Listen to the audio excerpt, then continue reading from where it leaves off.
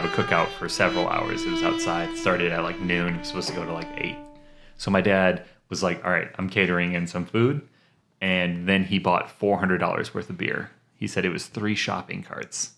And then everybody showed up with their own beer. And then nobody drank hardly any of it. So for the rest of the weekend, my dad was like, yo, hammered. I need help.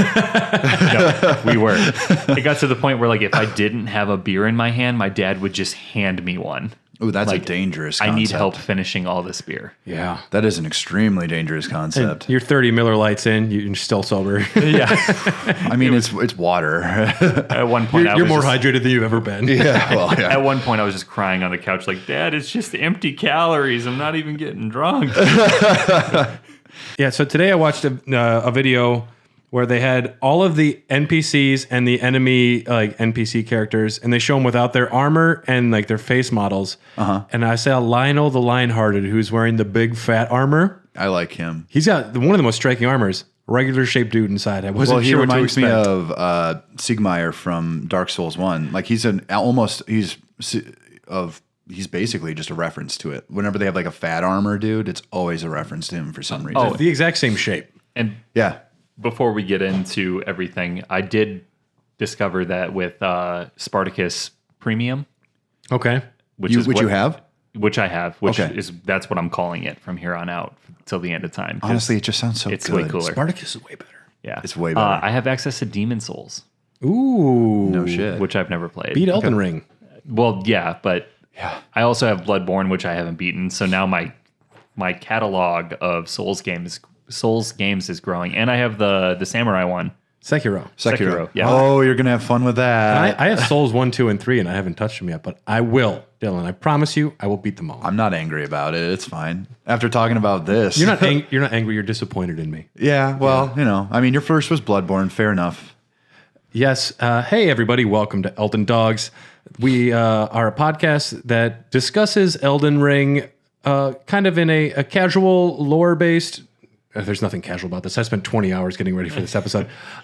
We talk about the lore. We talk about our experiences. My name is Gideon Offnear, the all-knowing. I am infallible. I am right. And the Albinarchs deserved it. I will not back off of that one. I am Dylan the Dung Eater, and I'm a little deviant, a little naughty boy. Don't get locked in a prison cell with that guy. Yum, yum, yum. Yeah, it's great. The boggart can't even say what he saw. He's like, it's bad. Yeah. I am Tyler Alexander Iron Fist with a belly full of people, because apparently that's what I got. Belly full of homeboys. I got a belly full of homeboys. I'm trying to get strong enough to beat Elden Ring. You see, like, do you eat 1,000 like weak homeboys or 5 strong homeboys? I mean, I don't know what the nutritional pyramid is for like Elden Ring, but I would assume like regular homeboys is probably fine. How does he eat people? Well, you don't get to. Well, actually, you do see him do it. If you go back to the Radon battle, yeah, he's doing one of these. Yeah, but does he have a mouth? I don't know. Maybe he just opens the top of his jar head and just like smushies, piles them in. Yeah, it's great when you defeat one of those giant jar things because it's just like an explosion of blood goes everywhere. It's pretty cool looking. Yeah, absolutely. Yeah, I do love the jars. Yeah, me too. And they're at the time of recording, we don't know if they'll have announced anything by the time this hits the main feed, but there's still that giant fucking jar outside of Caelid that's just sitting in front of a Coliseum that you don't know what he's doing. He's just kind of a giant jar sitting there looking disapprovingly at you. I thought I turned that off. I'm sorry. It's okay. You'll see it next time you go to Caelid. I've seen it. I don't have any insight, though. I know I should know because I am a jar myself. But yeah, I am a jar myself. I don't know who that person is or who that jar is. If you do play Bloodborne, you will discover about insight and how it's a double-edged sword. But today, we are part of the HyperX Podcast Network. Go to podcast.hyperx.com. See all the other amazing shows on there. And yes, this is on the Hair of the Dogcast podcast. We have many great shows. It's the same buffoons on every one. We love you and you love us. Thank you for being here. That's Gideon talking, where I can just be full of myself. Yes. You must love us. You have go to no patreon.com. choice. We want your money on Patreon. Honestly, it's worth it. Just go do it. It's just, give us $3. It's great. You'll get access to a lot of stuff very quick. But Believe you me, it's not going to me. If you're worried about it going to me, it's not going to me. It's going to helping us out on the podcast. yeah, there's a Wait, y'all are getting paid for this? no. No one's getting paid. Guys, there will be a point where we do make money for everyone listening, since we're on the network and we're also have an active Patreon. We haven't got positive ever because we do have to pay to host our stuff, and then we also have to pay for our equipment, since Papa Tom, who is one of the Elden Lords, he's like the Glintstone King or something like that. Yeah, he is retired and took all of his podcast equipment home. He says no one can play with me anymore. Yes, this is true. We love you, Tom. We do want you on at some point, but today we are talking about Raya Lucaria, and we're talking about Renala and Radagon and Lusat and Azur and Selen and Celavis and Thops and I'm gonna Crystallians. get so annoyed. You know what? I'm actually, the thing about all this is I'm gonna just have to look up pictures of everyone you talk That's about. what so I my do. phone's gonna be out. Oh, I won't talk about many names. Well, okay. Well, there's still gonna be characters I'm gonna have to remember what they look like. we are going to start this episode and go to the Church of Vows. This is a great location. This is where Muriel, Mr. Turtle Pope himself, hangs out. You can get most of the very good information about Radagon and Renala from him. He has his own heartbreaking story. But this was the location of Radagon and Renala's wedding. This is where they were wed, in view of the academy and in view of the Erd tree, the combining of two houses. So Muriel, this great turtle pope, which there's no other talking turtles, he's just the guy. There should be more, I think. There might be, but maybe everyone that I killed before was about to say, wait, I'm alive and I have feelings. I have a family. He's the steward of the chamber. He says his legs prevent him from walking because he's so old. He's like, I'd give you a tour, but I really can't walk.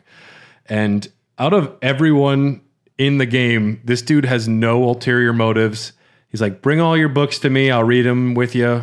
Nothing is nothing's off limits. I will read incantations, sorceries, anything in the world. And yeah, he's just a good dude. I accidentally jumped. I tried to jump on his shell and it accidentally hurt him once. And he said, not only is this pointless, I'm not going to attack you. Like, you can kill him. It's not easy, but. So he's like the Eeyore of this game. Why are you hitting me? I'm ready to die now. Eeyore, if he was still slightly optimistic. Okay. Well. A glimpse of optimism. Not much, because Muriel's been around a while. And, he was there. He saw the wedding. So we can mention how this wedding works. Radagon, as we all know, is the male half brother, other part, something half. He's part of America. We don't know exactly the logistics, but he is America. He is apart from America. He is the male counterpart. And he was sent there to bring the academy in line, to make them bend the knee to the royal capital, to the Golden Order. You need to fall in line. This is essentially religion versus science, kind of. Uh-huh. And he goes there, and there was two inconclusive wars, and there was no clear winner. And Radagon became smitten with Renala, and they kind of fall in love. They have snake babies. Yum, yum, yum. And other babies as well.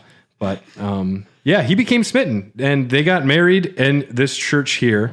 While Radagon was husband to Renala, he also studied glintstone sorcery in the academy. Uh-huh. So one of the people in charge of the Golden Order studying science, it's like you don't bring Stephen Hawking into a church. I don't know. He probably would have some snarky Are comment. there stairs out front? Oh, God. That's awesome. The dung eater's in, dude. It's fine. He's dead. He'd like that joke, probably. Probably, I would imagine. He seemed to have a sense of humor, but typing ha ha ha seems kind of hard. I remember one thing with Stephen Hawking. He pretended to die in front of people and just stop moving, and everyone was panicking. That's hilarious. Yeah, he had a sense of humor for sure. Back to Elden Ring. Yeah. This whole like this whole storyline between Renala and Radagon reeks of George R. R. Martin Game of Thrones. Yeah. Just absolutely reeks of it. I get Jaime Cersei vibes from it too. Twins, male, female. They're married. They also have their own other family stuff going on.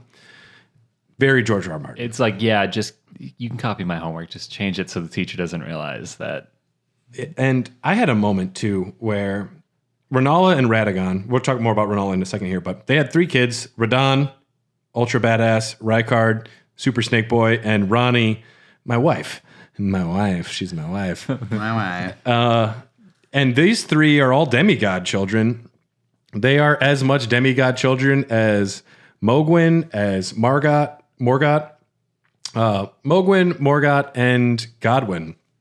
I mean, they have one demigod parent, and either, Godfrey or Renala. So they're all equals. And then you have the purebreds, the incest babies of Millennia and Mikola.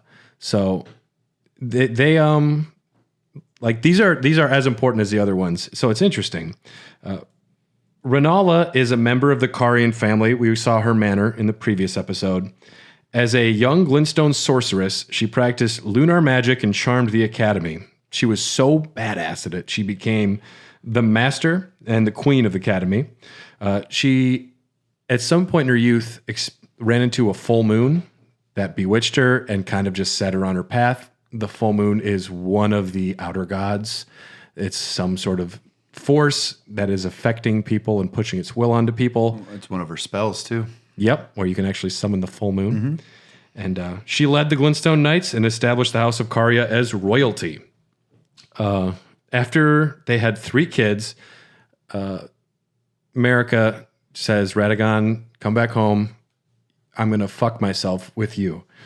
And he just leaves, and he's like, sorry, here's an egg. Yeah. That's straight up what happened. He leaves an amber egg, which has a great rune inside of it. He leaves that with her. Apparently in the divorce, she got the dog and the house because we see his dog still there. I don't know what else he took. Apparently he didn't really take the kids, right? But the kids do wind up becoming part of the royal family in Leyndell. Marika does want them there. I guess, they're still kind of half her kids since she is Radagon in a weird way. But, when you get to the royal capital, they have chairs for everyone. And Ronnie's got a chair, and Rykard's got a chair, and Radon's got a chair. You get a chair, and you get a chair. You get a chair. Fucking that Godric, give him a weird-looking chair with 8 legs. He can sit on that one. But, yes, and the kids all go a little bit their own ways. I tried to look into the family and how close they were and what they were like. Is Radon and Ronnie friends? I would say no, but I looked into their family a little bit. But Renala was left behind, and she went ultra sad. She went, I'm not going outside. She's like Kirsten Dunst in Melancholia. She can't even take a bath. She just fucking, nope, I'm not doing anything anymore. And, it didn't really work for the academy. They realized she wasn't a queen. She was useless. And they locked her in the Grand Library and rebelled against the royal family of Caria. She just sat in there with her egg and devoted herself to the art of reincarnation because she now has this power because she has an egg. And, so the academy has locked them up. They go to war on the Carian Manor. They get slaughtered. The Knights of the Cuckoo, who their names are Knights of the Cuckoo. They didn't have much of a chance, probably. But yeah, so that's kind of setting up where we are here. But the Academy of Raya Lucaria is a striking location. The School of Sorcery. There's kind of a lot of different areas where sorcery is practiced, but as far as locations where they're like major, it's based on magic. Raya Lucaria is like the shining beacon. There's also the like magic city in Caelid, which we'll talk about on another episode. Right. But Selim. Yeah, but the Raya Lucaria, the ancestors of them, we learned about Glintstone sorceries from looking at the stars up on the mountaintops of the giants. And the astrologers were kind of the ones that first started discovering this stuff. But they practice glintstone sorcery. What is glintstone sorcery, Tyler? It is an attack I cheesed quite a bit at the beginning of the game. They're blue. Yes, Very Super good. useful. I'm a jar. Yeah. I don't really know what you want me to say because my knowledge is very limited. I don't even know for sure. It's a stone Okay. that has a slight glint to it. Ooh. If it catches the starlight just right. Cool. Yeah. Technically not wrong. Okay. Yeah. Canon. Canon. Glintstones are a magical precious mineral found in the lands between. We see these poking up everywhere. You'll see them in mines getting mined. You want pure glintstone if you can. They're like the coal of this world. I feel like that's exactly what I said. That's what I was getting There you at. go, yeah. Subtext. Fossil fuels. It's used as a conduit through which sorcerers can cast their spells. Different colors of glintstones can utilize different sorceries. In the Volcano Manor area, Mount Gilmer, you'll find red glintstones. And not only staves have glintstones, some other armors and like weapons can utilize them. The Academy also imbues glintstone into their crowns, the Burger King heads. Yeah. I love my Burger King heads. I love finding them. Yeah, you're like I'll just be out and about, and then a sorcerer will just jump out of a garbage can and just start fucking shooting me instead of giving me a burger. What was those commercials? They just like he'd pop out of a garbage and like, here's a burger. He's just like a scary stalker. It's like when they were still doing like the, it's just like random humor, like that era. Just like in a bed with you, like I'm the king. Like peak Skittles commercials. Yeah. What's that one where he's Berries like, and cream. Berries and yeah, cream. yeah. I'm a little lad who loves berries and cream. I hate that. That was for people that still love SpongeBob in the wrong way. Wrong way. Yeah. Early SpongeBob's great. Yeah. But yes, they were giant stone heads. The stars are still a mystery. They could be outer gods or their servants. They are involved in the sorcery. We don't know how, other than, I don't know, it's much like today, trying to perceive the greater mysteries, to understand gods beyond our comprehension. That's kind of how they function. Renala treasured the full moon and its powers at the head of the Academy. This started an internal conflict, as most Academy members believed in the stars and didn't want to talk about the moon. And that's kind of a rough overview now. We want to talk about a few. I put badass, big-name sorcerers. The Academy is not that old, surprisingly, for how big it is. Mm-hmm. I don't know what lifespans are here, because for the size of some of these locations, I would want to imagine people live longer lives. I don't know if I think they would definitely live longer lives. I mean, if anybody's going to live a long life, it's going to be a sorcerer, right? Well, I mean, everyone's living longer lives now that America fucked the world up with the Shattering, but the size of Raya Lucaria and the fact that there was an entire Academy gate town that has fallen into such disrepair, it makes me think there's been a long time. But you actually run into some of the founding sorcerers of Raya Lucaria. That's the founders of certain branches of magic. So Lusat he was once the Grand Master at Raya Lucaria. He had a wisdom that lies beyond the mere stone. He founded the Olivinus Conspectus. They study meteors. The different glintstone crowns you find on enemies will kind of telegraph what spells they might use against you, which they all, like, you can tell what magic they were studying by what crown they're wearing, which is kind of cool. Oh, that's cool. And those crowns are based after how these certain people look. Because you can see in paintings in Raya Lucaria, like, clearly they're based after certain people. Lusat liked meteors. And his brain, when you run into him later, he's just a kind of giant glintstone head. His brain and skull together were replaced with glintstone.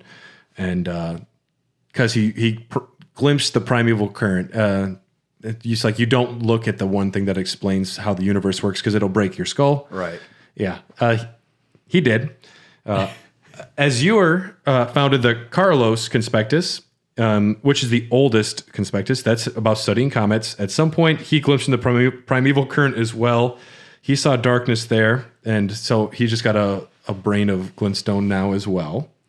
So you run into these people, and they don't talk. They just sit there because they've been imprisoned and chased out. None of the people that started the academy are in charge anymore.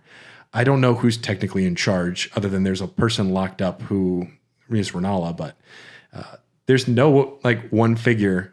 Selen will become a figure if you let her. And then she turns into a ball of fucking faces. So, yeah. I would love to get there, but her storyline just confuses the fuck out of me. She's in like multiple locations, and I try to help her every time, and she's just like, do you want to learn about magic? And I'm like, no, I want to help you get out of this fucking dungeon in the Weeping Peninsula. Can you like throw me a bone here? You have to get so far and then go back to move certain quest lines forward. But getting back to that video I saw with NPC faces, they do have thoughts behind how their faces look, because when Selen changes body, she has a different face inside under the head. Like each time she changes, or like... Yeah, when she gets a different body, if they take the crown off, like under the data, there's a different face under there, which is kind of cool. I don't know what that means, though, because you're never meant to see it. Yeah, it could just be them like using whatever asset they had to cover up with. Maybe at one point they just had that in there in case they did want them to remove their helmets and masks. I think there was a level of thought to it. Just the fact that Dee and his younger brother look very similar but different means that they knew that they were brothers, and they knew you wouldn't see it, but they did it anyways. Well, it's got to be something they scrapped along the line, is my thought. The Dung Eater's got a cool face. It's weird looking.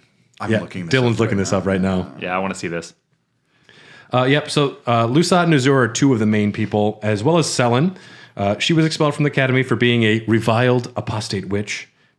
She was one of the best sorceresses in the history of Raya Lucaria, and she was accused of unthinkable treatments of certain sorcerers under the name of the Graven Witch. She might have been the person that started taking like... Yeah, that's the Dung Eater's face. Okay, interesting. Very cool. Doesn't have a haircut, which I don't think the Dung Eater would have. No, he would never. Hair, don't care. He looks He's a free spirit. He looks hungry. No bath. Why? He's just chasing his joy. He's chasing his bliss. You know what the Dung Eater's ultimate goal is, like to achieve omenhood by being so vile that he becomes as bad as the worst. Dung Eater's got a cool story. I like him. You can actually make him into a puppet. It's not easy, but you can force that potion onto him that you're supposed to give him to Feli Lu. Really? And you can summon the Dung Eater. He just threatens to kill me all the time. Yeah, it's like Dylan, though. Yeah, that's kind of that's his MO. That's kind of like, it's like, hey, nice to meet you. I could kill you if I want to. And we're in the background like, yep. You could. Yeah, you probably could. Yeah. I got killed by a dog on the way over here, so you definitely could do it. Yeah. And he's a dude. Yeah. Selen, she might have been the person that started taking like all the sorcerers and making a ball out of them. The thought is to combine all of like their brains together to perceive the primeval current. It takes all of them working together to get one, and they just become a monstrous ball of heads. Mm-hmm. But yeah, so we talked a little about the different schools. There's some other crowns as well. The Twin Sage, the two-headed crown, means you're allowed to study sorceries of all kinds. The Witch's Glintstone crown might just be for ladies, which it seems uninspired, but there's no like specific school associated with Witch's Glintstone's crown. And there's a couple other ones, which means like you're a traveling sorcerer or something else. Oh, really? I didn't know. I had the twin head one for a long time, and I was using it. Yeah. You get almost all of the Glintstone crowns inside of Raya Lucaria from crystallized crabs. For some reason, these crabs are made out of crystals. Yeah. And they drop crowns. They might have been... I've heard a theory that they were sorcerers that went too far and they made themselves into crabs. I don't know. Everyone wants to be a crab, maybe. I don't know. You hang out with Godric enough, you'll be a crab. Sure. In a world where lobsters have heat-seeking missiles, like why would you ever want to be a crab? Be a lobster. Yeah. In the world of crabs, be a lobster. Yeah. Stand out. Hang in there. Be your own crustacean. Yes. So that's a big overview. I know that was a lot. That's just kind of getting us ready for going in there. But how do we get into Raya Lucaria? You didn't get in for a long time, did you, Dylan? I did it because I'm stupid, and sometimes like when I play video games, sometimes I'm really into like digging in and like talking to all the NPCs, but sometimes I'm just like, no, I don't want to do that. I want to do the thing. And I failed to talk to someone, or I failed to get the item next to the door that would help me actually find it. It's the map. It's being guarded by a big old dragon. Yeah. It's Elden Ring is subtle with its telegraphing. It's not, here's a marker. Yeah. Go there. You'll hear from Thops at the Church of Erith right at the beginning of Liurnia. He says you'll need a glintstone key. That's the only way to get in. And if you find one, he doesn't tell you this. Glintstone keys, as soon as you use them, they're completely grafted to you. Mm-hmm. They can't be used by anyone else. They just kind of associate with you then. So you'd have to find him another one. But he says, get me one if you can. You have to go all the way through the Academy Gate Town and get to the door that's locked. You don't know it's locked. And you can find a weathered map there. That's the only way. The map says it looks like someone was trying to get in, and this was a map to maybe get in. Mm-hmm. Yeah, but it's not super straightforward, but that's good. It's good that it makes you go in a roundabout way, I think. I really like in games where they don't just give you waypoints to go to. They're like, no, take a look at the environment. Actually, like, pay attention to like the landmarks. If you have to look at the map, you have to actually find your own way through, because that's how I play most of these games anyway. So when I got that map, I was like, oh, this is fun. I'll just do this. I wonder what's there. Yeah, it was the thing to get in. I didn't realize. Yeah, I think that I wound up carrying the key without knowing I had it for a while. But you pick up so many items, and if I don't make a conceited effort to stop and switch over to order of acquisition and go look at my newest thing, I carried around a lot of stuff I wasn't aware of. Yeah. I just sort of Night and Flame for a while before I realized how dope it was, which is unfortunate. But Yeah, could have made little things a lot easier for you. it could have been easier. Yeah. I got that map, went straight there. It was like point A, point B, point C. I was a man on a mission that day when I was playing. Yeah. Yeah. I'm going in there. I did try to kill the dragon first try, because why not? He's tough. Yeah, he's very tough. Yeah. You know what's cool about the Glintstone Dragon Smaragd, not Smaug, Smaragd. Same but different. He ate so many sorcerers that the glintstones corrupted his body. So that's why he's a glintstone dragon, because he just ate so many glintstone crowns that he kind of became infected with glintstone. And that's why he can use sorceries. Kind of fun. Oh, yeah. Yeah. And patches will also say, go in there. The abductor version will be very good. It's a shortcut. Check it out. And my first time going towards Raya Lucaria, I went through the gate town, as you do. Dialos is out there. He's found his servant friend, Lanya, whatever her name is. Yeah, Lanya. The way he talked about her, they were such great friends. And he's so distraught. He's like, I'm going to listen to every My Chemical Romance song on the way out of here. I swear to God. Hey, now. He's like, I'm not okay. I'm okay, but I'm not okay. I promise. I promise you. And he's still looking for a meeting. You'll find him out there super upset, pulling a full Anakin Skywalker almost. He is kind of a moody boy. He's yeah. Yeah, he's a moody boy. His hair hangs in front of one eye at all times. You know that about him. It's not a phase for him, Mom. And then he goes and kills a bunch of people for the Volcano Manor. He's like, I guess I'm just a murderer now. Yeah, no, I thought he was going to be such like a noble, like, okay, this guy is like a ride or die, like he's really got a mission. No, he blows in the wind. I find him so uninteresting. Well, I got Jon Snow vibes from him. Like the look, I'm like, he might be like a cool guy. He's very moody, but like maybe he has a moment that comes in the end. He might, I guess the Jarberg thing was underwhelming to me, but he dies for the jars in the end, which he is ride or die for the little jar homies anyways. Okay. As Alexander, I'm down with that. After he tried everything else, murdered people, had his servant, he's like, I guess I'll just die for some little jars. I need a purpose. And Alexander's like, yes. Good job. But yeah, so you go to the gate town, and then this was another moment where I said, this is probably near the end of the game.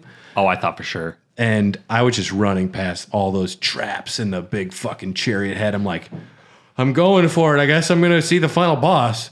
I'm just going to get to the end. And that's how I found the weathered map, because I still didn't grasp the size of the game. The scope.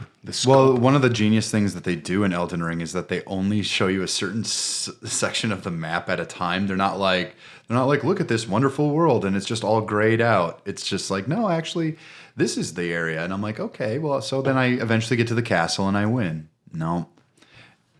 It keeps getting bigger, bigger, and bigger. I'm wondering if that's why they have way gates that shoot you to random weird spots, because it just forcibly expands the map because you're only in one area. Do you think it's for people who maybe give up on exploring too quick? Like sending them through these gates actually like spurs them on a little bit? I think so. I think because I don't really understand why the portals exist.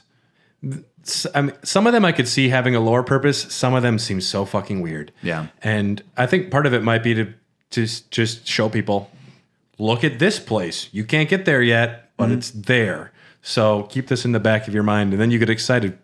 When I finally got onto the top of the Royal Moongazing Grounds in Liurnia, that was a moment for me. Yeah. Because I was like, finally, I've been trying to get up here forever. I ran around every spot and there was no way up there. And it feels good when you do finally get there. Yeah. Yeah. So you get the glintstone key from the dragon. There is a little cave under the academy as well, the Academy Crystal Cave. Fight some Crystallians. There's an elevator that takes you to the very top of Raya Lucaria there. Speaking of like places you can just go to one spot. You can't go anywhere else in Raya Lucaria, but there's an important lore thing up there. You can get the sorcery Terra magic. This draws an academy sigil on the ground, and it raises the magic strength of all of those within.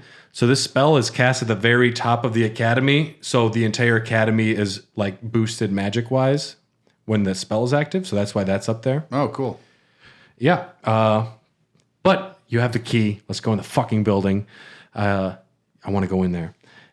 You can go to any of the gates and that are locked and use it there, and it'll just transport you to the same spot.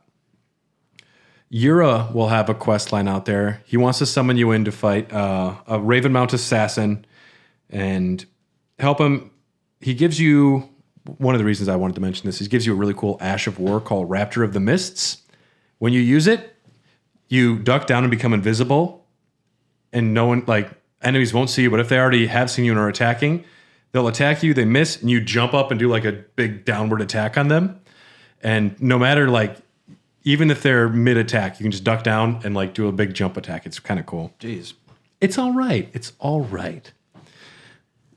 But we're in Raya Lucaria now. What was your guys' initial thoughts the first time you went in there? I thought, like, all right, I'm ready for this. I've prepared. I've leveled. I can do this. And then those two Burger King looking motherfuckers right outside the front door spammed me with glintstones, and I died real quick. Yeah. They're like the easiest guys in the academy too. Yep. Yeah. And I turned around and left for a while. I was like, no, two of them can't do that. There's no way. There's no way. This is literally impossible. No, I'm done. And I got there late and I was a sorcerer too, so they all fell by my hand pretty quick. once you get the hang of it, then I'm going to be jumping ahead just a second here. Once you get in and once you get past the giant dog, fox, wolf, what is it? Radagon's pet. All of those things, yeah. And then you get into the big courtyard. I was like, all right, sweet. I've seen the worst of it. I can definitely do this now. And then they're like, yeah, you want a platform for 45 minutes? Go for it. It was surprising running back through Raya Lucaria again a couple times. It's daunting. Well, no, it's actually it seems so open and like hard to understand the first time you do it because there's so many possibilities. Once you know where you're going, it's actually pretty manageable. This is a little more straightforward than Stormvale. Stormvale was so open to many different paths. Raya Lucaria, Church of the Cuckoo, through the graveyard, up the classroom, to the courtyard. And jumping around the roofs feels like there's so many ways you can go. Even that, it's fairly straightforward. See, I only played through that like once or twice, like however many times it took me to like die and complete it before I got to Renala. But I remember thinking like, all right, there's a giant ball that tries to crush me on the right. There's a giant Iron Maiden looking motherfucker that I refuse to fight because that thing is scary. I'm just going to go jump on these buildings, and there's so many of them, and there's so many paths. But I guess now thinking back on it, it is pretty straightforward because you are way up there in the air. It's not like as expansive as Stormvale. No. It feels like there's options, but you wind up taking like the only path and think that you made a decision, which is it's cool game design. Yeah, it is. It's literally you just have to get past that ball, open up a gate past it, and then you can kind of find your way back and not have to face the ball again. I was still scared of marionette soldiers at this point too, because I had seen them running around Liurnia, and They can fuck you up pretty quick if you let them because Well, you they're got fast moving. What are they, like blimps or whatever that drops like 3 of them at a time? yeah, That gave me PTSD because I was like, all right, where are the rest of them then? it's like Grievous spinning 8 lightsabers. One just shoots like 8 arrows, and they're just like throwing them at me. I'm like, fuck off, dude. And the scary little spasm they do when you kill them finally, and you think that they're done, and then they flourish. So something about magicians is they're lazy. Sorcerers are lazy. They don't want to fight their own battles. They just want to go read books, these fucking nerds. And they like pay the Knights of the Cuckoo. They're probably nothing. They're like, here's some magic spells. And they give them like magic tricks for 5-year-olds. Because the Knights of the Cuckoo do use like one use only like glintstone shard items. Because there are a few items that are not real magic, but they do some magic stuff. And then the marionette soldiers and the avionette soldiers, they're just animated dolls. The sorcerers just like conjured them to be live guards to just like man an attack. So they're not even, I mean, they're just there as lifeless bodyguards for lazy nerds. What did you call them? So bad with names. The ones that fly around. Avionettes. Yeah, those things were a real big pain in the ass. They can malfunction, which is fun. But I didn't think to look up because the marionette soldiers that you fight right before them, when you start like platforming to the left and then going up to that building, I wasn't looking up. I just saw the one enemy in front of me at the end of the little bridge thing or whatever there. Yeah. And was like, all right, you're mine. I'm going for it. And then I just kind of ran in and started using my glintstones, and then all of a sudden got like triple teamed. Anytime you feel confident, know you're wrong. Yeah. No, this game gives me such anxiety. Like, all right, I've played Outlast 1 and 2. Okay. I like horror games. I like being scared. I like horror movies. I feel like in media, making somebody laugh is pretty easy. Making somebody feel suspense is pretty easy, but genuinely scaring somebody is really hard. So if you can do that in a video game or a movie or a TV show, I feel like that's a real accomplishment because that's a hard emotion to pull out of somebody. Mike Flanagan. This game terrified the shit out of me just in a sense of I never know where it's coming from, and it's going to kill me 100%. If it gets the jump on me, I'm dead. To experience terror and horror strictly from gameplay. That's impressive. It's very exciting. It's real hard to do. Yeah, you should play Bloodborne at some point. That game scared the shit out of me. It's terrifying in a way that I don't know what's going on. I don't know what's happening. And around every corner there is something coming for me that I not only am unfamiliar with, but it can do things that I'm uncomfortable with. Yeah, like I remember the first time a guy in Bloodborne scooped me up in a bag and it took me to another city. I was like, wait, what the fuck? Yep. You cannot kidnap me. And That's against the rules. I emailed From Software. I'm like, this isn't fair. This is unacceptable. Love, Brad. Yeah. Plus, I want more lives. And what happened to my souls? Damn it. Or what do you have in Bloodborne? Is it souls? You have blood echoes. Blood echoes. Yeah. They're souls. Right? Yeah, they're souls. So are runes.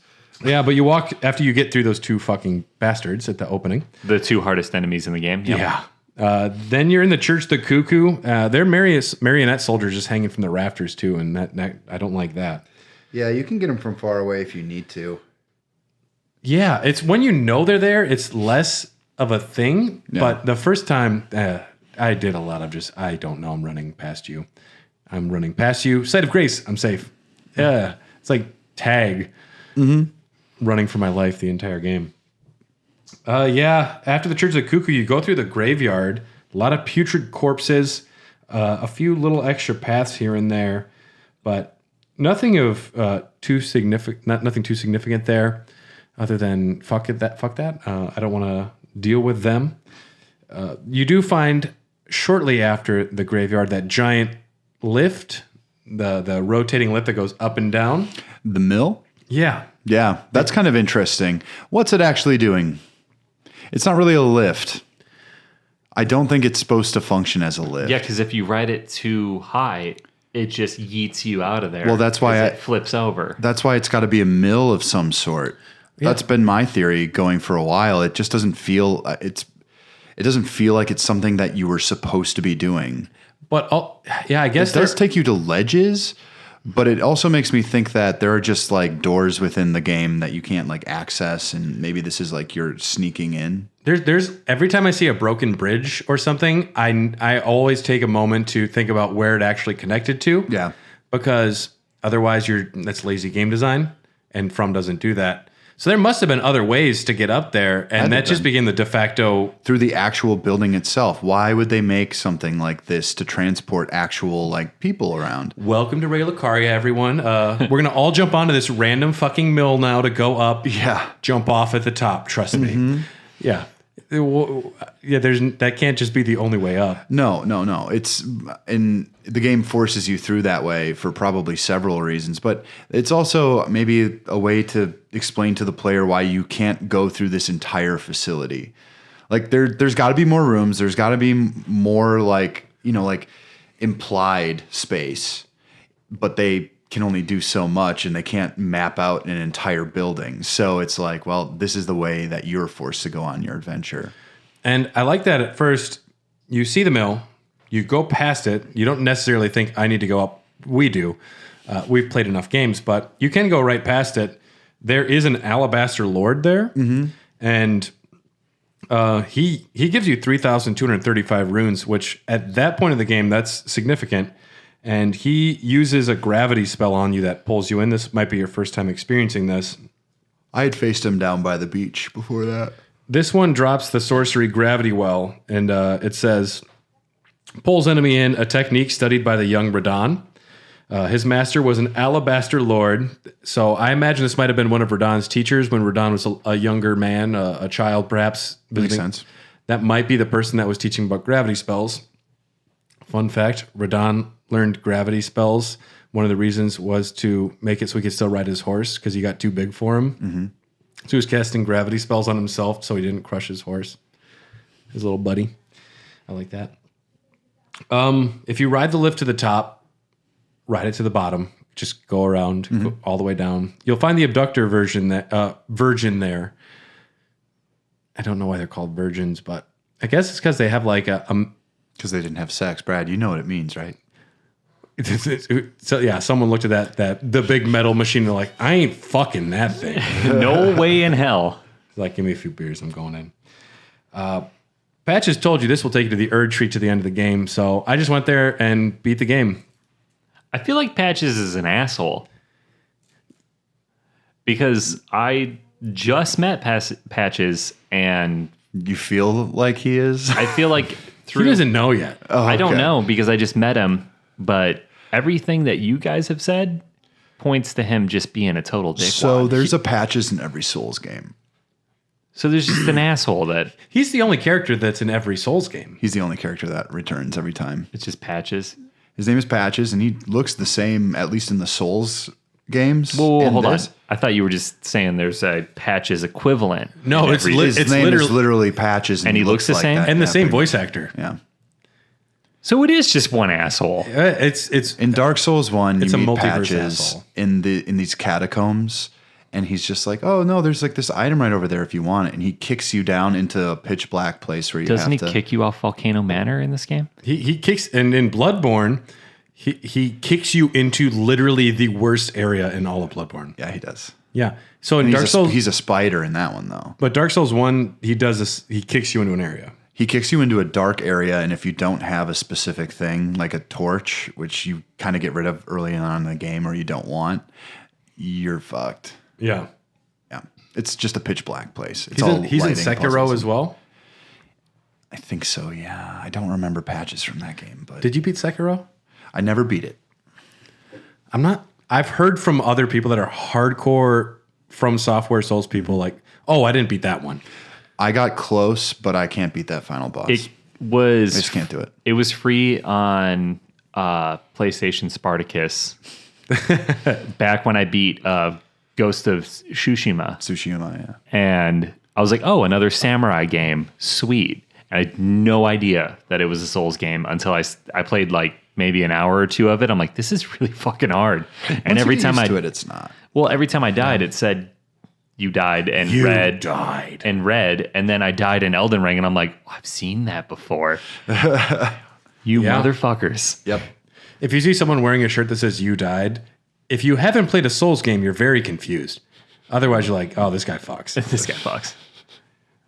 So if you do go all the way to the bottom, the abductor virgin will take you to the volcano manor. But if you don't and you defeat him, it drops, or defeat her. I don't know. I think it's a female machine. We don't know. But it drops the long tail cat talisman. Now, this excited me for one reason. The description is Lacrima features in the fables of Raya Lucaria, in which she is described as a fairy cat who is fond of playing in the Great Bell Tower. I think this is the only confirmed cat in Elden Ring. I love cats. Yep. The only other cat that I could find in the game is the helmet from the imps. That is the cat head. The cat head. Yeah. But that's not a living thing. So Lacrima is the only confirmed cat in Elden Ring. As a cat lover, I was excited. A lot of wolves and dogs.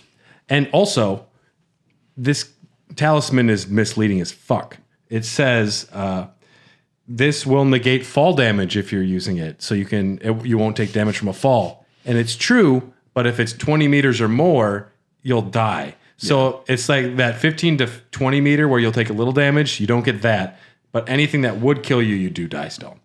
Stupid. Yeah, the first thing I did was I ran and jumped off a fucking building. Like you were wearing power armor or something in Fallout, just like, yeah, I'm gonna fly away, dude.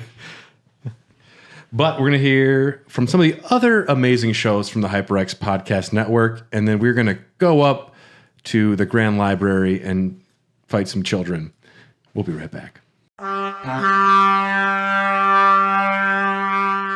For every episode of No More Whoppers that you listen to, we will send you a 25-cent coupon for participating Krogers. How many Krogers are participating? None, but you're still getting the coupon. And it's like 25 cents in 1985 dollars. Right, so today that's like 28 cents. No More Whoppers. Take that to the bank and smoke it. On the HyperX Podcast Network and nomorewhoppers.com. Sequelcast 2 and Friends looks at movies and video games and franchises, one movie and game at a time. Hosted by Matt Bradley Shergi, Thrasher, and Alex Miller, been going since 2009, and we're part of the HyperX Podcast Network. Class is back in session, and HyperX has the grade A gear you need for dorm life, remote classes, and for schoolin' folks online. Shop the HyperX Back to School deals going on now at hyperx.com to help make your return to student life a breeze. Comfortable cloud headsets can keep you focused in as you cram for finals with some lo-fi beats, and stay productive with lightweight Pulsefire mice, responsive alloy keyboards, and more. Keep your GPA and your KDA high with HyperX products and accessories.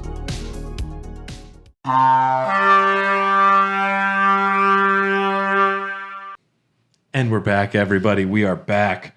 And we are now at the top of the lift. We rode the mill all the way back up. Either that or the most unsafe elevator ever designed in a magic school. You get to the top here, and then there is the school classroom site of grace. This is where you start running into a lot of sorcerers because they would not go anywhere below here. The two that were out front definitely did something wrong. They pulled guard duty. They were goofing off. They were caught jerking it in class, and they're like, that's it, you're out front. Did they really get in trouble though? Because think how easy guard duty is out there, because you need a glintstone key even to get there. And one of them brought some weed. They were chilling. Yeah. Those guys, those are two old heads that are close to retirement that like, we'll take front gate duty. Yep. Nobody showed up with a glintstone key in like 1,000 years. We'll be fine. Dude, no one's gonna come today, dude. Ain't nobody coming today. Oh, shit. And then all of a sudden, this guy walks up wearing that prisoner helmet, and they kill him like 45 times. Yeah. And then he's like, nah. Is he back? This is good shit you brought, man. This is the same guy we've been killing for like 20 years, man. Yeah, lots of sorcerers here. If you turn left right at the site of Grace, this is an illusory wall. There's a few in this place that you didn't. There's at least 3 illusory walls, I think, maybe more. 3 at least. Fucking walls. But if you go to the left and hit a wall, you can find the Olivinus Glintstone crown, one of the crowns for here. If you fight forward, you fight some sorcerers. There's a big fucking jar hanging out there. Why does a jar hang out there? Maybe he ate too many sorcerers and he's just got the inner voices saying, go to magic school. Go finish your degree. Live up to your hopes and dreams. You can do it. It's only 2 more semesters, Brad. You can do it. And then I also ate a few persons like, smoke more weed, Brad. Yeah, I listened to one of them. You keep going up, and then you'll find a door right by the living jar that says, this is my first time noticing it yesterday. Door cannot be opened from this side. And I said, this is my character over 100 hours said, how did I not fucking open this door yet? If you go up the stairs right before you fight the Red Wolf of Radagon, there's another illusory wall. It's a bookshelf. Fuck. It's a bookshelf that's got no books on it. And you hit that, and you go through, and back behind there is a chest containing the Comet spell, and you think that's everything, but no. Climb a ladder, drop down a weird hole, and then you find the Graven School talisman, a talisman that's got like the ball of faces, and it says, the primeval current is a forbidden tradition of glintstone sorcery. To those who cleave to its teachings, the art of collecting sorcerers to fashion them into a ball, into the seeds of stars, is but another path of scientific inquiry. They call them the seeds of stars. I don't know if it's because like stars are made up of just many, like everything sucked together through gravity, like all of the material together. You're closer to God. It's like giving yourself stigmata to be closer to Jesus, maybe. I don't know. Or maybe it's just like fashioning like a child of the stars itself. Like the seed can imply like living, right? Yeah, it's weird that they become something else. Yeah. Yeah, they have like, imagine 20 heads that have to work together. If us 3 were one body, it wouldn't work for us. Oh, it'd suck. I'd kill myself, and then you guys would have to deal with me rotting. Yeah, it would be. We'd have the Dylan head just hanging out in the middle.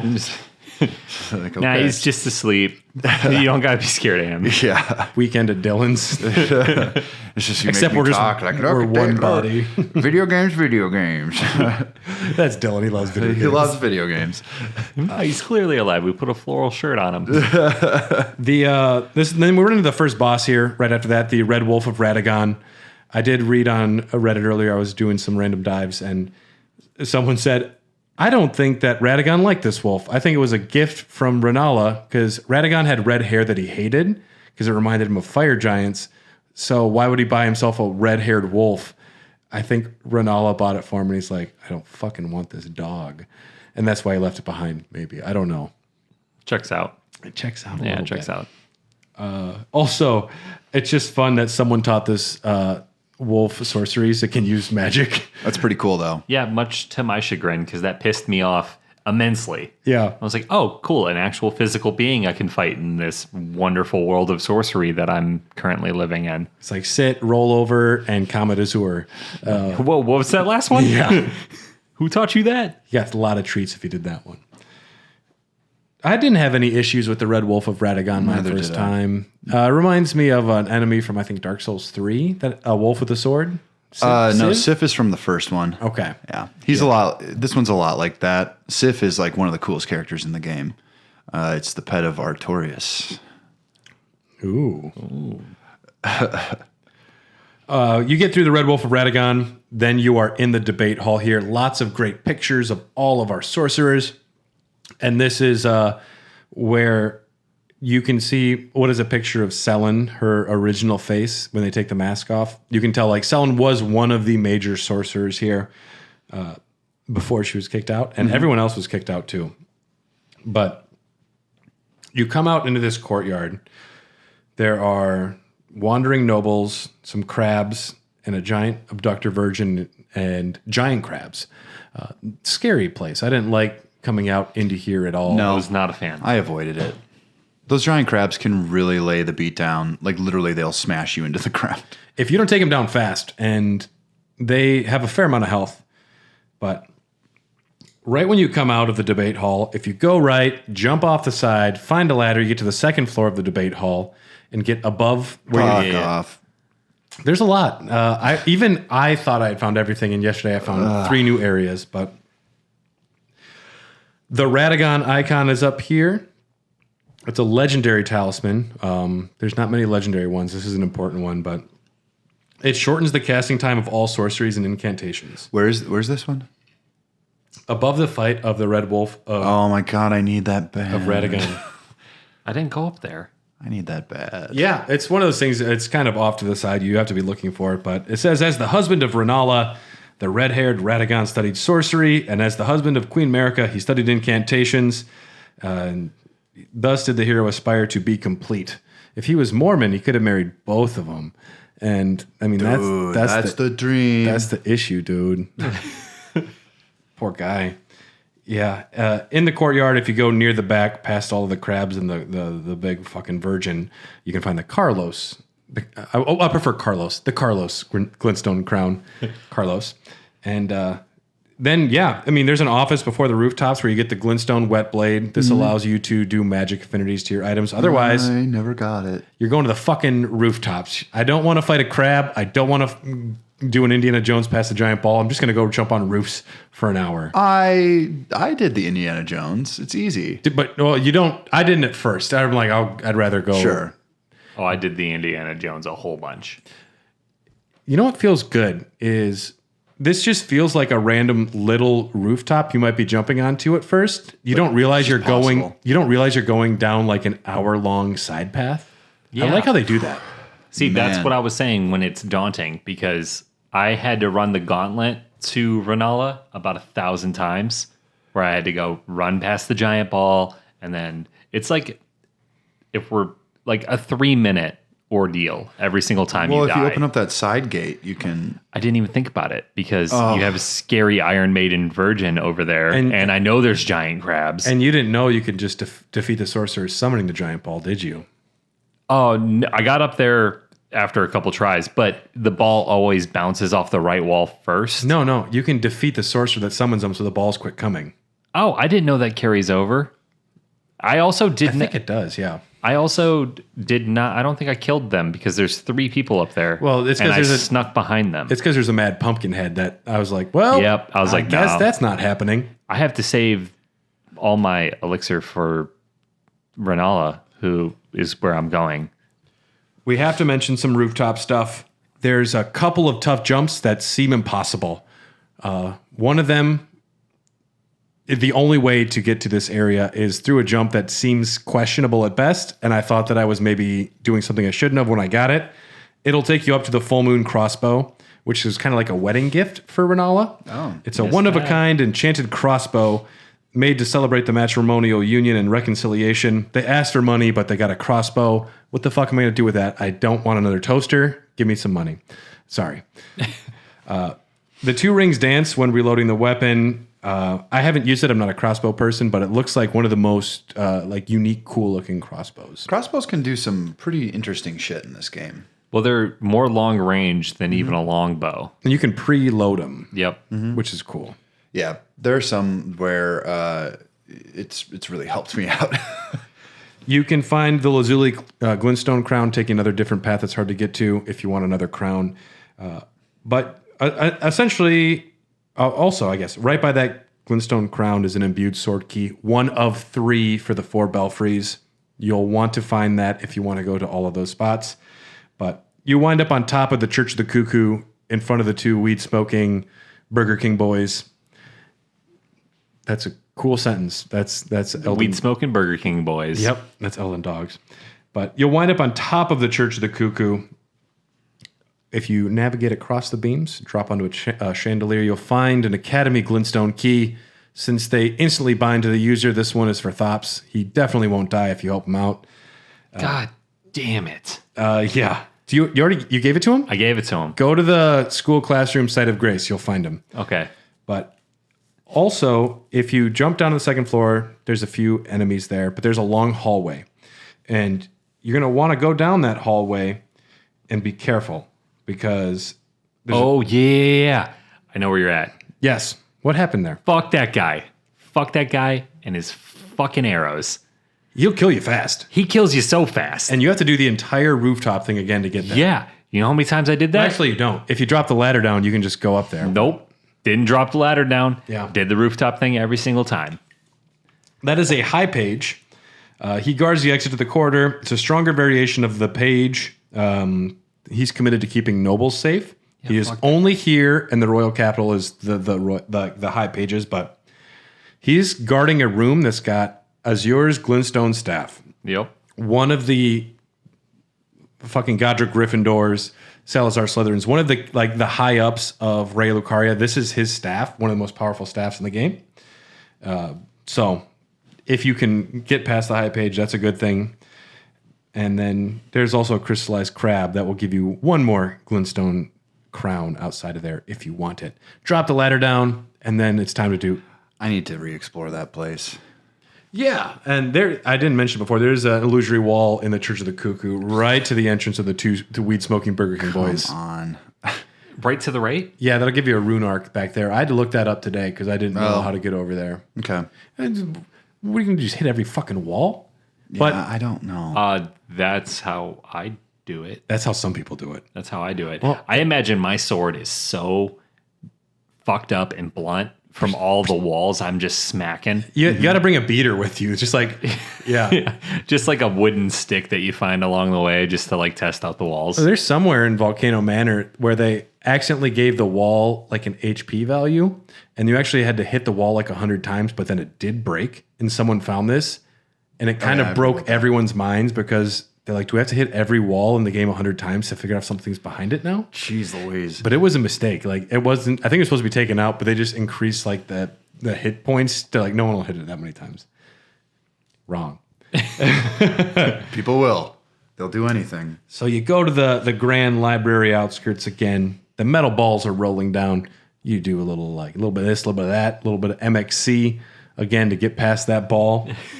And to the right is a waygate that takes you right to the Church of Vows. I like to imagine this was a shortcut for Renala to maybe go visit where they got married. You know how annoyed I was When you actually went there? when I went there?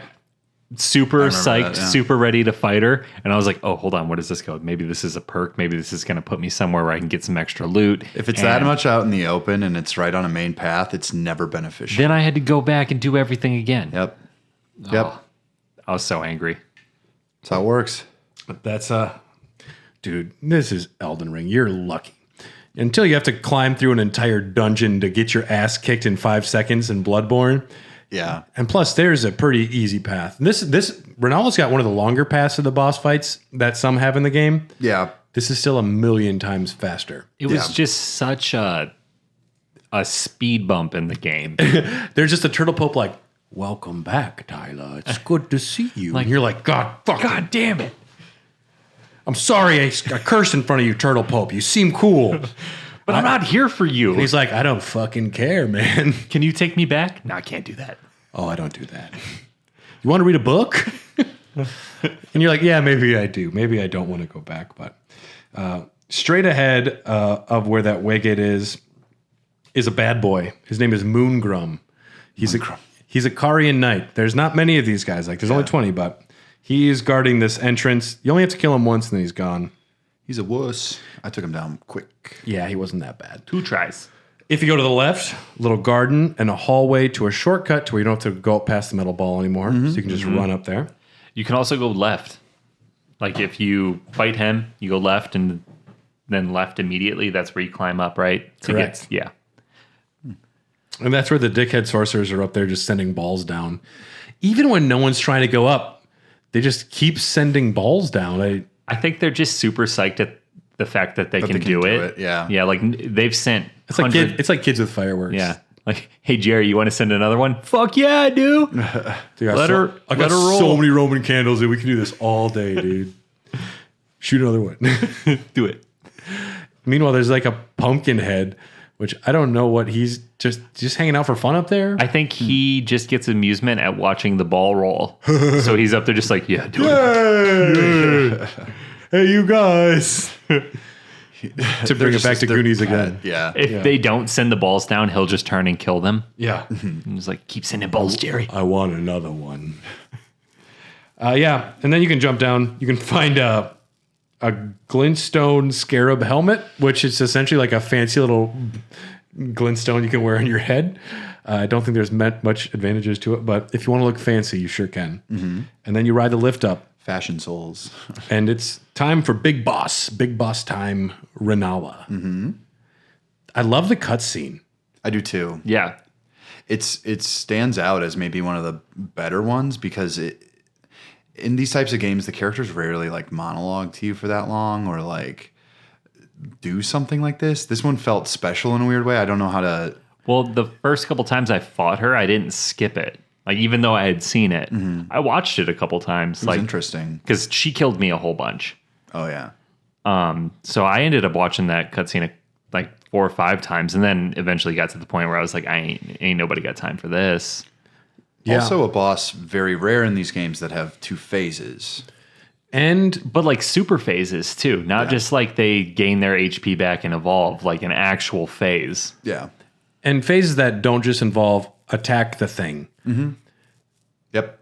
There's a lot of cool stuff to this boss fight. But yeah, like the cutscene, you walk for you see your character. Because anytime you also see your character wearing the armor in a cutscene, it feels extra dope. Yeah, you're like, yeah, that's me. That's me, dude. That's my character. And you're walking forward and he looks down and then like this child emerges wearing scholar robes, crawling on the floor and looks up at you. Fucking scary. Mm-hmm. And then like you raise the light up and there's like 20 more kids crawling on the ground towards you. Fucking spooky. Mm-hmm. I love it. And I did make a note. I think there's no stake of America out in front of the boss battle because she hates that bitch for stealing her husband. Yeah. Oh, that makes a lot of sense then. Yeah. She's like, took it down. Yeah. Yep. And she turns My Chemical why you Romance gotta back travel. up loud. I never even thought about that too. That would be a very interesting detail. Oh, she would definitely be bumping 3 Cheers for Sweet Revenge. Yeah. Yeah. That's her album. She's like, I am okay, but I'm not okay. I promise. It's like, I do think she was listening to Ghost of You before I showed up, and then she quick was like, oh shit, and then turned it off real fast. She's like, I'm going to text him. And like, don't text him. Don't do it. Don't text him. I'm going to text him right now. I'm going to tell him exactly what I think. She's just holding the egg and like cooking at the same time. He just left. I have 50 weird kids. I don't know who these kids are. Did I make them? I don't know. I don't know if they're mine. His dog keeps shitting in the classroom. It's his dog. So the first phase, she is protected by juvenile scholars. So if you did the resurrection painting puzzle in Liurnia and got the juvenile scholar robes, it says, robes worn by young academy scholars. The juveniles birthed anew by the amber egg of Renala. Yet their rebirth is not without imperfections, and thus do they repeat the process, eventually becoming utterly dependent on it. Rebirth is as sleep to them, and with each awakening, memory fades into oblivion. They are absolutely obsessed with doing this again and again. It's maybe just like people that get addicted to plastic surgery, and they keep trying to do something different. Eventually, they're not themselves anymore. Sure. And the fact that they're all the same model makes me question what's going on here, because they all look the same. If you look above Renala, there are 4 cradles hanging up above. Ronnie, Rykard, and Radon. Who's the 4th cradle? I don't know if this is maybe like a 4th kid that was miscarried and she keeps rebirthing them and just multiplying them. I don't know. Is it the one she's holding at the end of the fight? I don't know if it's something from the egg or something. The fact that all these scholars look the same, maybe that's like her idealized version of what people should look like. So they all just come out looking like these children. Well, Bach kind of looks like them Bach does look like when them. he gets vegetabilized. That's America for you right there. Yeah. But here's a hat. Ooh. Fancy, are we? And these kids, these juvenile scholars, are just rebirth nonstop, like all the time. They're so addicted to it that they're not even themselves anymore. It's a really scary concept. I liked kind of when I first played this, I was being so stupid. I didn't realize that there was going to be a pattern to this. I'm like, oh, they just sent a lot of enemies at me. Just go kill them one by one. I didn't realize you're slaughtering children. I didn't realize that the glowing one was the one you had to hit in order to break the seal on her barrier, and that really upset me because I'm like, that's like classic Zelda crap. I should have known this right away. It's like Nintendo Boss 101. Well, and it's a little more obstructed too because you hit the golden one and nothing changes because you have to hit 3 before she drops. Yeah, the rule of 3 in video games. I was lucky that I summoned the wolves because they kept a lot of the kids busy. Well, I saved my summon for the fight. The second phase afterwards. Yeah. Well, we'll get to the second phase and then I'll tell you my summoning story. But yes, Renala hangs out in a bubble while they throw books at you. Read, bitch. And rain fire. Yeah. Yes. Fuck you. All these kids. And you kill 3 of them. There's a song that kids are singing. I don't know if it's just the one that's doing the spell, but they're singing a song. It's in Latin. Some of the NPCs sing with Latin lyrics that can be translated. Do you have those? Most of them are gobbledygook.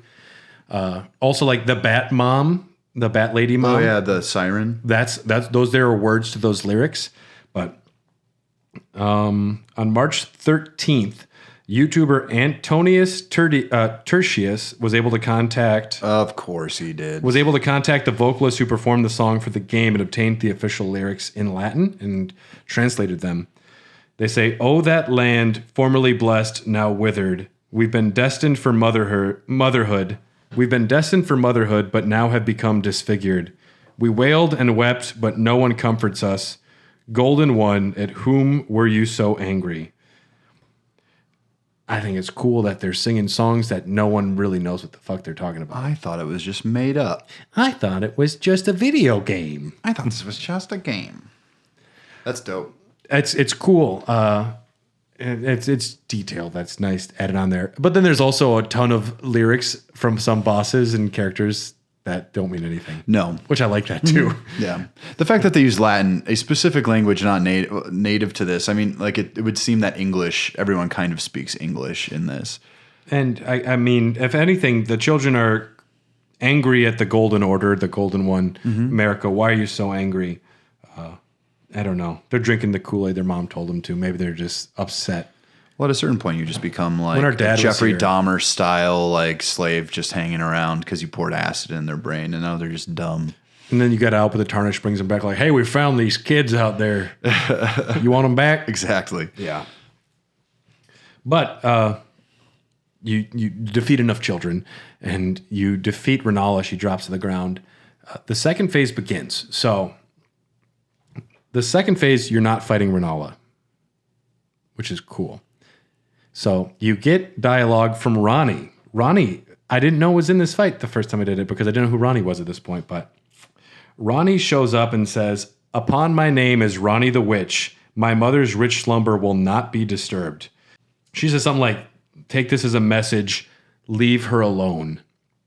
Tell your friends." But essentially, she's taking you to a pocket dimension where you're fighting Renala when she was. This was when she was happy. She was a mom. So you go back in time? What's the deal? It's a pocket dimension. This is Renala at her full power. So it was kind of sealed away. This is before she found My Chemical Romance when she was listening to country music. Sure. She was just Country music. Well, yeah, she was dumb and happy. Country music is inherently sad all the time. No, it's about someone stealing your tractor. Which is inherently sad if you're a redneck. Not if you're drunk. Which is also sad if you're a redneck. Okay, that's a bad example. It's a bad example. Country music's not bad. hold I've been on. hearing a lot more of it recently. You're fighting... Ronnie is in the second phase. Well, Ronnie's pissed because you're beating up her mom. So she which tran- I'm finding out is my mother-in-law later because I married her, I yeah. married Ronnie. Four arms. Think about it. you married her?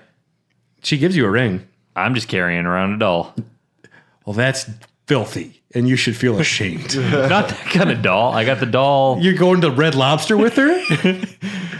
Whoa, that's Brad's idea of This a is date. my doll. Her name is Ronnie. I want a seat for two. How hard is that to understand? This is my wife. Does she need a water? Actually, yeah, she'll take one. Yeah. And a margarita. It's her anniversary. It's our anniversary. Yeah, but no, like Ronnie summons you to a pocket dimension where you have to fight Renala in her full power back in the day, which is why at the very opening she fucking goes hard on sorceries. She's like this. She's like She doesn't want you to close that gap at all. Yeah, and then she throws the fucking moon I'm at sorry, you. guys. I farted. she throws a moon at you and she farts at you. Like, yeah, full moon status.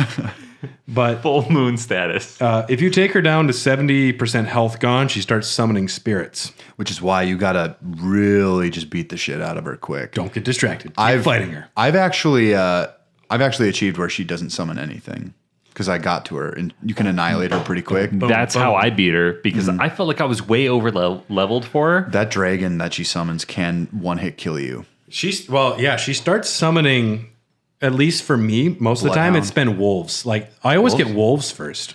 I get the Bloodhound Knight. She can also summon, yes, a Bloodhound Knight, a Troll, and a Dragon. I never got dragon's the the dragon I got the wolves, but she fucked me up with the plasma beam that she has. That's the Comet Azure. That's one of the strongest sorceries. That yeah. attack fucked me up and killed me instantly, like multiple times. And then you have the 3-minute run back to her up the elevator. And you're just like, fuck this. Got You're so just- sick of it. Just hitting some kids in the face that are Yep. throwing books at you. I got real good at the first phase. Second phase, kept getting my ass whipped over and over and over and over.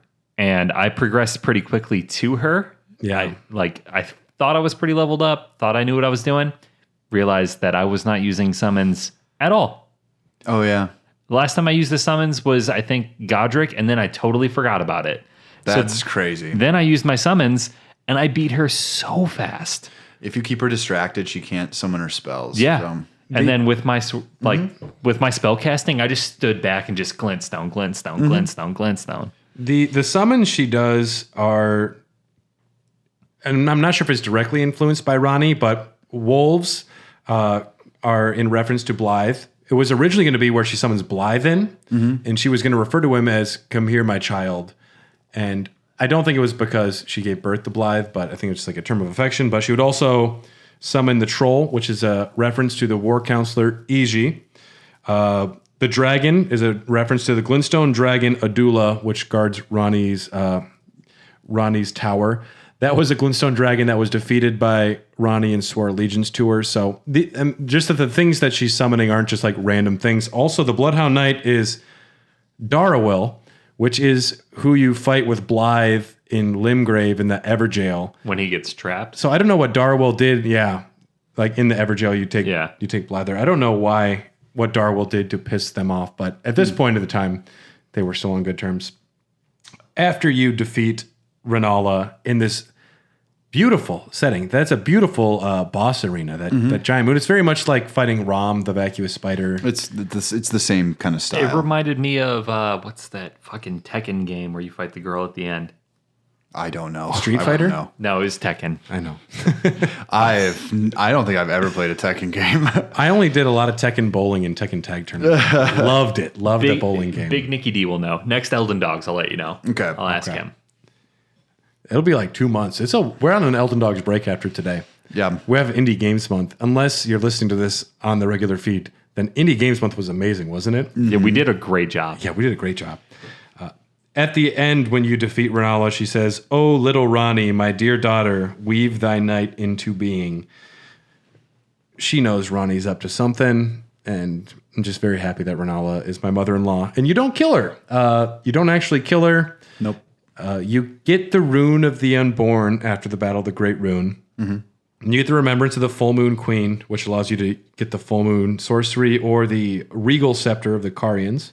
Which is way too high level to use for the most part. And yeah, that's a lot of those remembrances. But the Great Rune of the Unborn is unique, and that is the only Great Rune you don't have to go to a Divine Tower to activate. Oh yeah. Its only purpose is to allow rebirth. So since you don't kill Renala, the first time you come back in there, she's very confused because all of her 50 identical white baby boys are gone. It's like that one person living in a car with 50 cats. It's like, where are my kitties? But she calls for him. She's like, where have you gone? You're all not here. And then man, she's out of it. She doesn't even know like you tried to kill her or you took her great rune. Or she's just super chill with it. She's like, oh, hello, sweetie. You want to be reborn? Maybe you broke her brain a little, you know? Yeah. Yeah. She didn't like going through the breakup. She hasn't recovered yet. So eventually she will start going back to work, take a shower, clean up a little bit. There's books everywhere. I mean, she could clean up. She could. Yeah, it wouldn't make her feel a little better. But you were allowed to respec here, which is something that I adore. I would have loved this in Bloodborne. Yeah, me too. And you get enough larval tears to where it's not a big deal when you respec. I believe you get 18. I don't know that. I think 18 is how many there are in the game. I have no clue. I have no clue, but I have enough to where I haven't had to worry about it. Yep. And I've only respec'd maybe 5 times, and that's more than enough. I did it once when I got a new weapon, and then once before Rykard, because to use that spear for the battle, I wanted to be properly respect, and then I just respect back. But it's a cool option to try different builds with the same character. Yeah. I haven't done it a lot because I usually upgrade my weapons pretty quickly. And then it's just like, oh, I got to fuck around with that then too. It just seemed, I was just like, okay, well, whatever. It was nice for me. I got to switch to a like full faith build for a while and then a faith intelligence build. And then I eventually just went back to the spell sword. Yeah, it's a pretty faithful. Yeah. Yeah, it's cool though. I love that for the Rykard battle, they're like, this is the one weapon to use. I'm glad I could just go somewhere and just, all right, respec everything, go and do it, get done, respec everything back. And I also did one respec where I got 2 things wrong, so I went in and just redid it again right away because it's nice to have that option. And plus for a game that gives you absolutely zero context on what you should be doing or what anything means, it's nice to have that ability to respec, even if you only do it once, because I'm sure anybody who's new to the series or much like me, I put points into shit that I didn't even need. And they were just kind of wasted at the beginning, like at least 5-6 points where I was like, yeah, I'm going to do, let's Arcane. Let's throw some arcane in here. I'm going to put 2 into chest hair. We'll just see what happens. Yeah. Yeah. I don't need that much back hair though. I need to respec that. Yeah. But how will people know you're manly? By the size of my sword. Yep. Yeah, that works. I got a dagger. And some other things you can do after the battle. Bach can be sent here. We don't want to talk about that. Bach wants to be a handsome white boy. I was just trying to help my friend out. Yeah. It seemed like something he really wanted. You idiot. How was I supposed to know I was supposed to gesture before him and make him comfortable in his own body? So if I came to you and said, I feel ugly, will you say, yeah, you should get plastic surgery now. Here is a doctor I recommend. I wouldn't do that for you, Brad, because you're beautiful. But what? That's all you really have to do to Bach, though, is just play a prattling plate that says you're beautiful. And it's like, whoa, man. I didn't even know I could do that. Had I known I could have done that, I would have just been like, yeah, you're beautiful. Boom. Yes, man path achieved. Yeah. But at the time, I was just like, I'm sitting on 9 larval tears and I've respec'd 4 times. So I'm not going to use them. Yeah, go for it, buddy. Go live your best life. To speak to the silliness of From Software games, since you can use a prattling plate on Bach, I know there's people that have just gone up to probably every single demi-human character and just played every prattling plate at them. You know that's happened. Yeah. They're like just running around like, you're beautiful. They run away to everyone because They blush. they just don't know if it would do anything until they double check. But there's a locked chest in this room. It's part of Ronnie's quest. It's kind of like a wedding ring. She gives it to her consort, me, not to brag. And if you go back to Thops and you give him the key, he'll give you the erudition gesture, which is one of the few gestures used for certain things in the game. But he also goes back to school. You'll find him outside of the classroom. It looks like they didn't let him back into class, and he's sitting outside studying at a desk, and he's dead. Oh. You can pick up an Ash of War from him called Thops's Barrier, and it's pretty cool. Its description is, Thops was super smart and cool. No one knew how great he was. This Glintstone sorcery will show everyone why this is like why I was awesome. And it is. It even says like there should be a whole new branch of school based on this this sorcery that he created. What does it do? You attach it to a shield as like an Ash of War. It doesn't use any FP. It just uses stamina. But you can just hold it down, and every single like Burger King weed smoking boy, you just like throw all their spells away. Like they can't hit you if you're using it and just holding block. You just throws them all away. That would have helped. It's actually pretty cool. And It would have helped a lot. Thops is dead though. He's dead. I mean, I assumed he probably would die, knowing what I know now about the Yes Man track. Mm-hmm. Seems like everybody just dies. Yeah, you'll come back to this, to Raya Lucaria for the Sellen quest line. We don't need to talk about that now, but I did want to ask you guys, in comparison to Limgrave and Stormveil, how would you rank Liurnia and Raya Lucaria? Like, do you have a preference? Do you think one is better for different reasons? I just prefer Liurnia. There's more stuff to explore. There's like upper paths, lower paths, just everything in between. I like roaming the countryside too. It's when you get into these like contained dungeon areas where I'm like, well, okay, this is fine, but I don't need that straightforward path as much because I've done that so many times in these games. Sometimes I like to be shown where to go, and sometimes I would just prefer to, figure things out. And after the very, I mean, not terribly linear, but still pretty linear Stormveil, where you're in an enclosed space and sure, there's a shit ton of stuff to do, take you all day, 2 days, 3 days to go through it all. Going to an area that's so open and much more sandboxy was nice. Since I went to film school, I kind of view every sort of media in the scope of a television series, where like if Limgrave is season 1, Liurnia is season 2, and what a show needs to do between season 1 and season 2 to keep its viewers engaged. I think this game did that for me because it changes a lot. All of a sudden, you're kind of delved into the world of sorcery and magic, and it kind of it gave the game an aspect of new after I had already spent close to 20, 30 hours playing it. It kind of revitalized the game for me and let me know that moving forward, we're going to be changing things. You're going to see different enemies. You're going to see different locations, and the scope of this is much larger than you could imagine. And it was a nice little spark for me to keep going, whereas a lot of games, I think, Far Cry 6, like I said earlier, is a game that's on my mind that gets stale really quickly because not a lot changes. So I was a big fan of Liurnia because it was kind of a kickstart again, kind of. And it wasn't Caelid. Yeah, it wasn't Caelid, thank God. Yeah. But it I gave like it. Caelid. I liked Caelid. I didn't like it when I was at this point in the game. Now I like it. I love Raya Lucaria's setting. I love its atmosphere. I love its tone. I love the lore behind it. Godric is fun because he is a grafted monster, and Stormveil has interesting lore to it.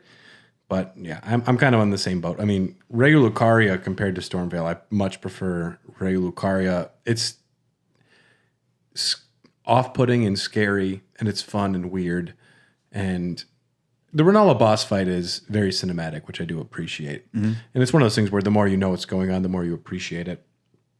Up next for Elden Dogs, we will be heading into Caelid. We'll be heading into Caelid and Redmane Castle and Radahn. That might be 2 episodes. After that, we will finally go underground for a while. But I feel like Radahn could probably be an episode. That dude's got a lot of lore. It would be Redmane Castle and Radahn. There's enough between Caelid and that to make a 2-parter, just kind of like this one was. But yeah, so that's where we're heading next. And let's take this home. Let me go to the fucking easy cheat. I like to cheat on these things. Cheater. Elden Dogs exist because of Tarnished like you. Thanks for listening. If you have any questions or thoughts about this episode or anything at all, you can reach out to us on Instagram at Hair of the Dogcast, on Twitter at Hot Dogcast, or go to Dylan's jail cell at dungeater.com. Yep. I won't listen. Or you can email us at hairthedogcast@gmail.com. If you want access to these episodes at least a month early, a ton of bonus stuff, movie, podcasts that we have, it's really great. If you want access to everything, check out patreon.com/HearTheDogcast. For the low price of 1,000 runes, we will polish your sword for you. Yeah. That's the No innuendo for me. Dogcast Maybe not guarantee. for Brad. I will polish a sword or your hammer. What do you do with those? I don't know. Hammers? Yeah. You can polish a You hammer. can polish anything. Amen, brother. And yes, thank you to executive producers Ryan Christianek, Tyler Keller, Kip the.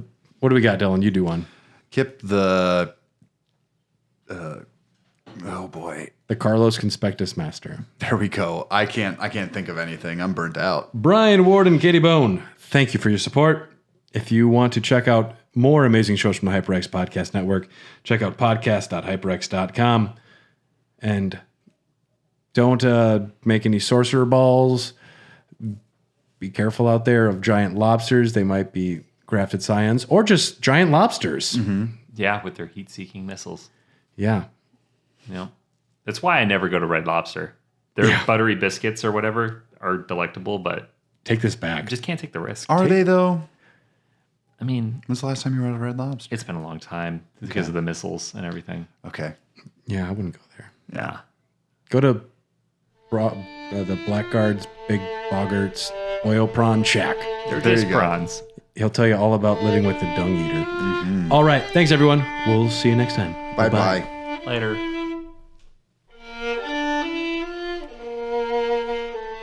Class is back in session, and HyperX has the grade A gear you need for dorm life, remote classes, and for schooling folks online. Shop the HyperX back to school deals going on at hyperx.com to help make your return to student life a breeze. Comfortable cloud headsets can help keep you focused in as you cram for finals with some lo-fi beats and stay productive with lightweight pulse-fire mice, responsive alloy keyboards, and more. Keep your GPA and your KDA high with HyperX products and accessories.